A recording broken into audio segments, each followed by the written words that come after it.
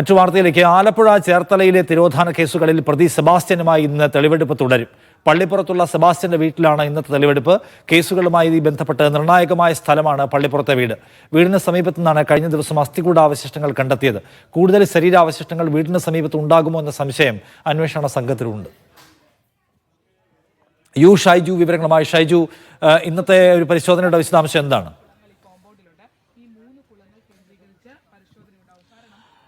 നിഷാദെ, ഏറ്റുമാനൂർ സ്വദേശിനിയായ ജൈനമ്മ തിരോധാന കേസുമായി അന്വേഷണം പുരോഗമിച്ച് ഇവിടെ എത്തി. അസ്ഥികൂടം കണ്ടെത്തുന്നതിൽ നിന്നും മുന്നോട്ടു പോകുന്ന അന്വേഷണം ഇപ്പോൾ മറ്റു പല തിരോധാന കേസുകളുടെ അന്വേഷണത്തിന്റെ ഭാഗമായി മാറുന്നു എന്നതാണ് ഏറ്റവും പ്രധാനപ്പെട്ട വസ്തുത. ഇപ്പോൾ ഈ സെബാസ്റ്റ്യൻ ഇവിടെ താമസിച്ചിരുന്ന 2 ഏക്കറിലധികം വരുന്ന ഈ പുരയിടം അരിച്ചുപെറുക്കി പരിശോധിക്കുക എന്നതിലേക്കാണ് ഇന്ന് നിർണായകമായ ഒരു തെളിവെടുപ്പ് അന്വേഷണ സംഘം നടത്തുന്നത്. അതിന്റെ ഭാഗമായിട്ടാണ് ഇന്ന് സെബാസ്റ്റ്യൻ അല്പസമയത്തിനകം ഇവിടേക്ക് കൊണ്ടുവരും എന്നാണ് നമ്മൾ പ്രതീക്ഷിക്കുന്നത്. ഇപ്പോൾ JCB, അതോടൊപ്പം തന്നെ പുല്ല് പറിക്കുന്ന യന്ത്രം, ഫയർഫോഴ്സ്, എല്ലാ സംവിധാനങ്ങളും ഇവിടെ എത്തിച്ചേർന്നിട്ടുണ്ട്. ആ അർത്ഥത്തിൽ ആണ് ഇപ്പോൾ ഈ തെളിവെടുപ്പ് നടപടികൾ പുരോഗമിക്കുന്നത്. എന്നാൽ പലതരത്തിലുള്ള അന്വേഷണങ്ങൾ നടക്കുമ്പോൾ ഈ അന്വേഷണത്തിന്റെ ഒരു ഏക രൂപം ഉണ്ടാവണം എന്ന് ആക്ഷൻ കൗൺസിൽ അടക്കമുള്ളവർ പറയുന്നുണ്ട്. ആക്ഷൻ കൗൺസിലിന്റെ ചെയർമാൻ രൂപേഷ് ഇപ്പോൾ എന്നോടൊപ്പമുണ്ട്. നിങ്ങളുടെ ഒരു ആവശ്യം എന്താണ്?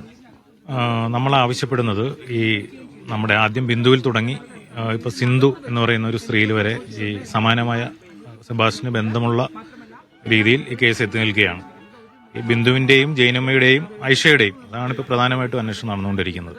അപ്പോൾ ഇത് ഡയറക്റ്റ് സെബാസ്റ്റ്യനുമായിട്ട് ബന്ധമുള്ള സാഹചര്യത്തിൽ ഇതിനെ ഏകീകരിച്ചുകൊണ്ട് ഒരു സ്പെഷ്യൽ ടീമിനെ നിയോഗിച്ചുകൊണ്ട് ഇതിന്റെ അന്വേഷണം നടത്തണം എന്ന് ഞങ്ങൾ ആവശ്യപ്പെടുകയാണ്. ഇപ്പോൾ കോട്ടയം ക്രൈംബ്രാഞ്ച് സംഘമാണ് അന്വേഷിക്കുന്നത്. ആ അന്വേഷണം ഏത് അവസ്ഥയിലാണ് ഇപ്പോൾ പോകുന്നത്? അത് നിങ്ങൾക്ക് തൃപ്തികരമാണോ?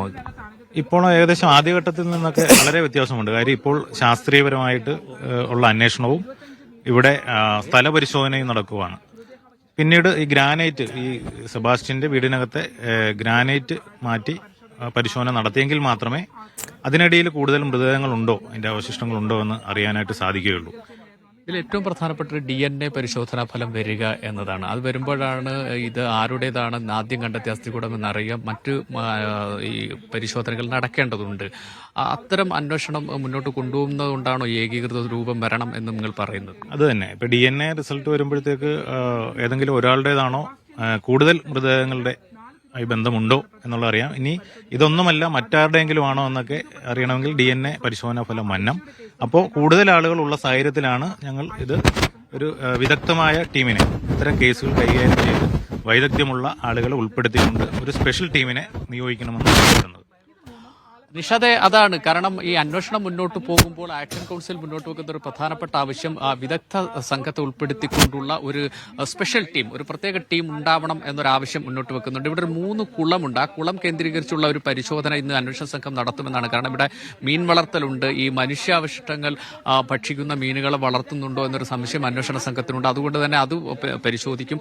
അതോടൊപ്പം തന്നെ ഈ സെബാസ്റ്റ്യൻ ചൂണ്ടിക്കാണിച്ചു കൊടുക്കുന്ന മറ്റ് സ്പോട്ടുകൾ അവിടെയൊക്കെ തുറന്ന് പരിശോധിക്കാനുള്ള ഒരു ശ്രമമാണ്. അതോടൊപ്പം തന്നെ വീടിനകത്ത് ഗ്രാനൈറ്റ് പാകിയിട്ടുണ്ട്. ഈ അടുത്ത സമയത്ത് അതിലൊരു ദുരൂഹതയുണ്ട്. അത് ഇളക്കി പരിശോധിക്കണം എന്നൊരാവശ്യം മുന്നിലുണ്ട്. അത് പരിശോധിക്കുമോ എന്നതാണ് ഇനി അറിയേണ്ടത്. ആ അർത്ഥത്തിലുള്ള വലിയ തരത്തിലുള്ള വിശദമായ ഒരു പരിശോധനയിലേക്കാണ് അന്വേഷണ സംഘം ഇപ്പോൾ കടക്കുന്നത്. നിഷാദ്, ഷൈജു ആണ് ആലപ്പുഴയിൽ നിന്ന് വിവരങ്ങൾ നൽകുന്നത്. വിശദമായ അന്വേഷണത്തിലേക്ക് പോലീസ് കടക്കുന്നു.